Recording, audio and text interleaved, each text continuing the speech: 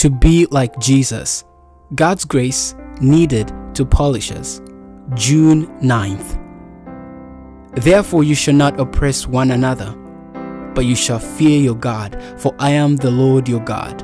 Leviticus chapter 25 verse 17. New King James Version. You are in danger of making grave mistakes in your business transactions. God warns you to be on your guard lest you indulge in a spirit of crowding one another. Be careful not to cultivate the sharper's tact, for this will not stand in the test of the day of God. Shrewdness and close calculation are needed, for you have all classes to deal with. But let not these traits become a ruling power. Under proper control, they are essential elements in the character. And if you keep the fear of God before you and His love in the heart, you will be safe. It is far better to yield some advantages that might be gained than to cultivate an avaricious spirit and thus make it a law of nature. Petty sharpness is unworthy of a Christian. We have been separated from the world by the great cleaver of truth. Our wrong traits of character are not always visible to ourselves, although they may be very apparent to others.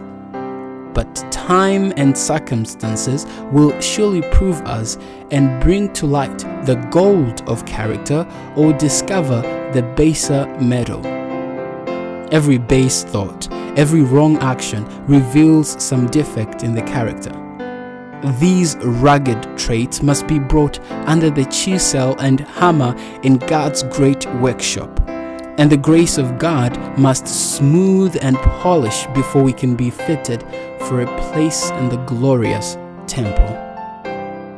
God can make these leaders in our church institutions more precious than fine gold, even the golden wedge of Ophir, if they will yield themselves to His transforming hand.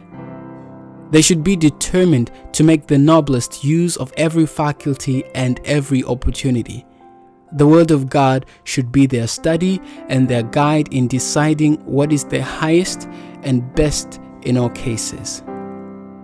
The weakest follower of Christ has entered into alliance with infinite power.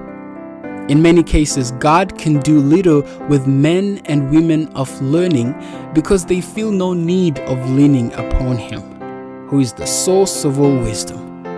Therefore, after a trial, He sets them aside for people of inferior talent who have learned to rely upon Him, whose souls are fortified by goodness, truth, and unwavering fidelity, and who will not stoop to anything that will leave a stain upon the conscience.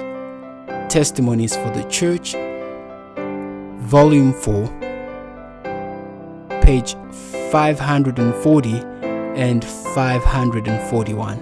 Thank you so much for listening.